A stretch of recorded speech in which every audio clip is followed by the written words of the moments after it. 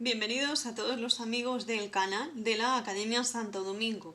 En este mini vídeo voy a explicar el nuevo código de edificación. Lo tenéis en el BOE subido. Esto es de fecha noviembre del 2021. Vamos a hablar de los estados relativos a los límites últimos. Este vídeo sobre todo va enfocado a ingenieros. Es para hormigón armado y hormigón pretensado, ingenieros de caminos, máster de ingeniería o ingenieros civiles, compañeros nuestros de carrera. Vamos a hablar aquí de los estados límites de equilibrio y vamos a ver cómo se trabaja con ello, que es un recordatorio de la vieja asignatura de hormigón que estudiamos en la carrera, o bien hormigón pretensado, solo que hay algunas cosas que se han modificado. Dentro de los estados, según el artículo 41 de este código estructural, dentro del estado límite de equilibrio, tenemos que comprobar, como pone aquí, ¿vale?, cuáles son las cargas más desfavorables. Eso ya lo hacíamos antes. Siempre utilizábamos métodos de la mecánica racional de la sustentación, donde tenemos que el cálculo de las acciones estabilizadoras es igual al cálculo de las desestabilizadoras. La típica ley segunda de Newton, acción igual a reacción. En el artículo 42 del Código Técnico hablábamos del estado límite de agotamiento frente a solicitaciones normales y vamos a pasar a ver, como veis en esta diapositiva, en esta slide, los principales momentos de cálculo de cada sección. Las dimensiones tanto de servicio como de construcción y cómo están analizadas según las anchuras eficaces y los núcleos de trabajo de dichas secciones. Hablaremos del armado, del redondo, etc. En las secciones resistentes vamos a ver cómo se estudian las secciones de los estados límites de agotamiento en solicitaciones normales según los criterios de la norma 43.5. En hipótesis básicas vamos a trabajar con el cálculo de la capacidad resistente de cada sección a partir de una hipótesis general. En este punto, en el artículo 42.1.2, hablaremos de hipótesis básicas tales como deformaciones del hormigón teniendo la ley de parábola, la típica ley plana, con hipótesis de piezas con distancias entre un punto, centro de gravedad, etc. En la siguiente slide vamos a poder ver que además también en el mismo capítulo, en el 42.1.2, hablaremos de las deformaciones de las armaduras pasivas, así como se mantienen iguales según la envoltura del hormigón. Vamos a hablar también de deformaciones totales adherentes a la fibra, la deformación de la descompresión, deformación también a nivel de fibra de la armadura considerada y la acción del pretensado en la fase considerada. Hablaremos también dentro de este capítulo en el diagrama de cálculo de la tensión de formación según la consideración de la resistencia del hormigón a tracción. Hablaremos también del diagrama de cálculo del acero en armaduras activas según el artículo 38.7 y también cómo se aplica el diagrama de tensiones en cada sección de cada ecuación de equilibrio, con lo cual tendríamos que hacer un sumatorio de fuerzas y de momentos para de esta manera hacer el cálculo de esta sección. En cuanto al capítulo de este capítulo a la cuestión, al meollo, a lo más importante según mi criterio ingenieril, vamos a hablar de las deformaciones, ¿vale? Y las deformaciones son los dominios, es una copia de la anterior normativa, pero vamos a ver algunas modificaciones, sobre todo en temas de tracción y compresión. Bien, vemos que en el dominio 1 existiría, dentro de la rebanada que vamos a calcular, una tracción simple o bien compuesta, donde la sección está siempre a tracción, donde las rectas de deformación girarían a través del punto A que le corresponde. Así se produce más o menos en este dominio 1 un alargamiento de esta armadura que será un 10 por 1000. Esto es común a la normativa anterior, a la EHE y luego también a diferentes códigos internacionales, como eurocódigos. En el dominio 2 hablaríamos de la flexión simple o compuesta, donde la peculiaridad que tiene es que el hormigón no alcanza la deformación por rotura o bien por flexión. En este tipo de piezas, las rectas de deformación giran siempre alrededor del punto A. En el dominio 3 existe una flexión simple o compuesta. estas rectas de deformación pasan por el punto B, se deforman en rotura, así lo explica la deformación de la rebanada de la parte de abajo, y este alargamiento de la armadura más traccionada está comprendida entre 0,01 y el alargamiento de la fibra I, y correspondería también con el límite elástico del acero. En el dominio 4 tendríamos una flexión simple o compuesta, donde las rectas de deformación giran a través del punto B. Y de esta manera observamos que el alargamiento de las armaduras se correspondería con una armadura más traccionada, que está comprendida entre el epsilon I y el punto 0.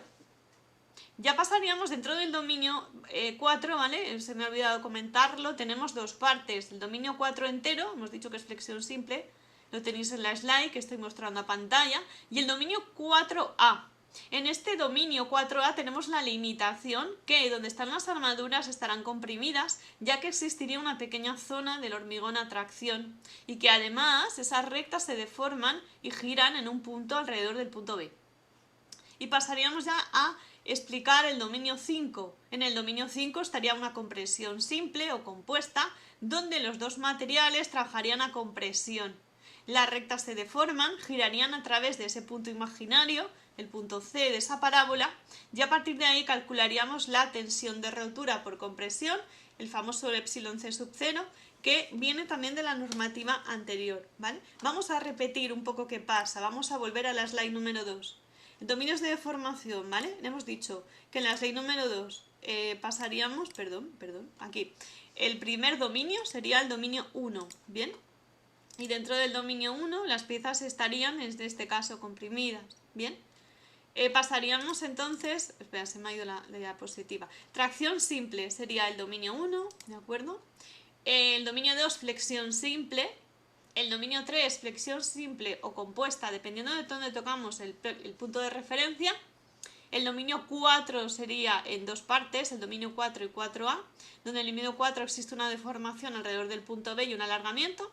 En el 4A existe una flexión compuesta, donde las armaduras están comprimidas y una pequeña zona de tracción. Y luego en el dominio simple, el último dominio, el 5, estará a compresión, lo contrario, vamos, ¿vale? Primero traccionamos, sería el 1, y luego flexionamos, y luego el último sería comprimir, ¿bien? Para un poco estudiarlo de memoria. 1 tracción, 5 compresión, y en medio el 2, el 3 y el 4 estaríamos hablando de flexión. Diferentes grados de flexión, pero normalmente. En hormigón pretensado, en los ejercicios de clase que estamos viendo, estaríamos haciendo una variación de dominios entre 2 y 3, porque la flexión simple y compuesta existiría la rotura o no.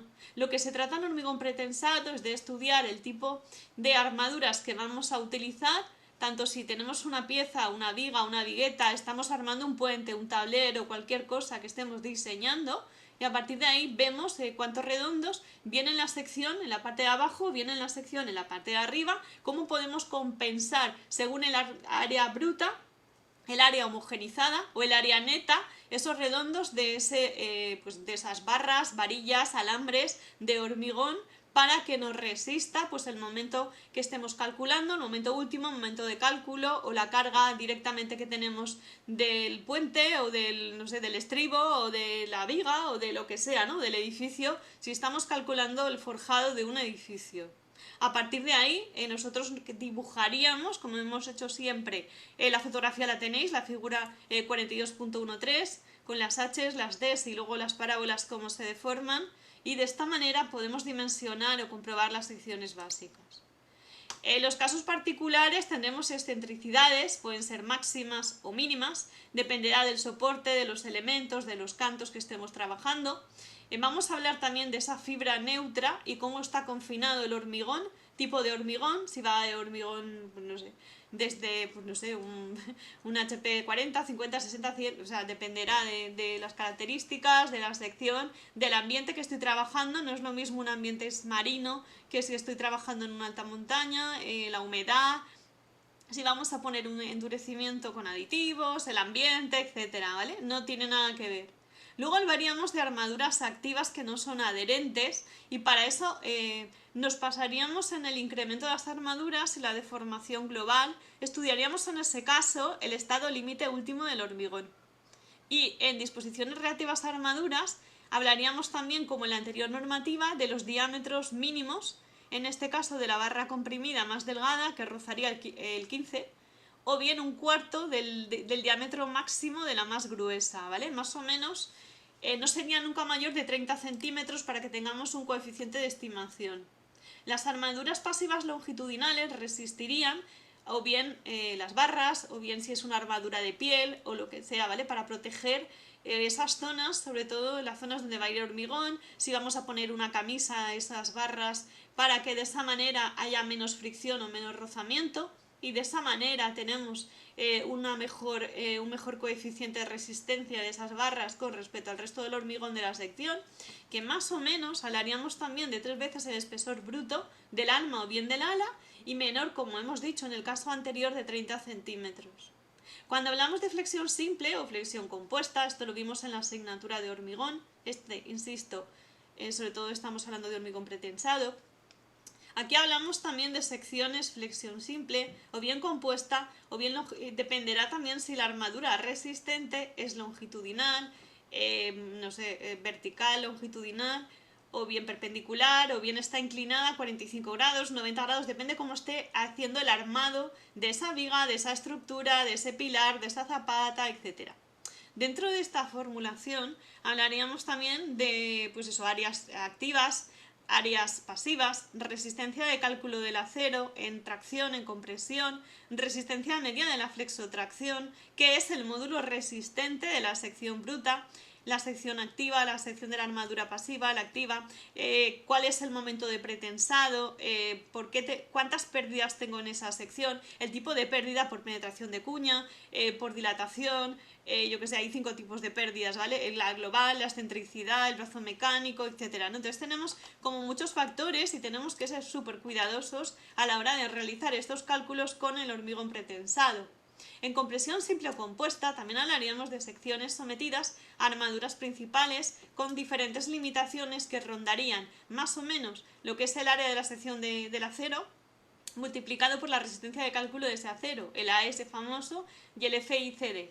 A partir de ahí también tenemos un valor estimativo, que el FCID rondaría más o menos los 400 newtons milímetro cuadrado. Cuando hablamos de tracción simple o compuesta, hablaríamos también del momento de pretensado con la sección de pretensado y también la de la armadura, obviamente, ¿vale?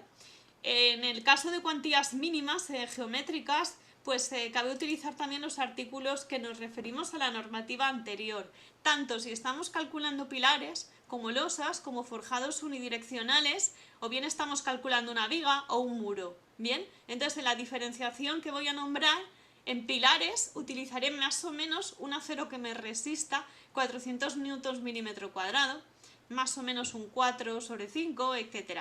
Si son nervios o en losas, por ejemplo, la mitad, un 2, ¿de acuerdo? Con una FI de 400, pues un 2. Con una FI, una resistencia del acero de 500, pues le quito un poquito, ¿vale? El 1,8. En nervios lo mismo, más o menos la estimación sería cuántos nervios voy a meter. Normalmente estaremos siempre hablando de nervios a como mínimo 5 centímetros de la sección, en la parte de arriba o la abajo. También dependería esto del tipo de sección o que estoy armando, ¿de acuerdo? No es lo mismo si estoy armando, pues no sé, el tablero de un puente, que si estoy hablando de armar una losa, yo qué sé, de un forjado de un edificio o de un pilar o historias, ¿vale? En este caso, forjados unidireccionales, las armaduras de reparto rondan más o menos el 1,4 si están perpendiculares y luego más o menos la mitad si están paralelas. Siempre sabemos que las perpendiculares trabajan más que las paralelas. En vigas rondaría el 3 y luego en muros, dependiendo del tipo de muro, de la altura, de la constitución, etcétera, no es lo mismo si tiene armadura, si no, si tiene núcleo, etcétera, ¿no? O si estoy haciendo una presa, el tipo de presa, etcétera. Vamos a hablar sobre el 4 en horizontales y más o menos el 1,2 en verticales, ¿bien?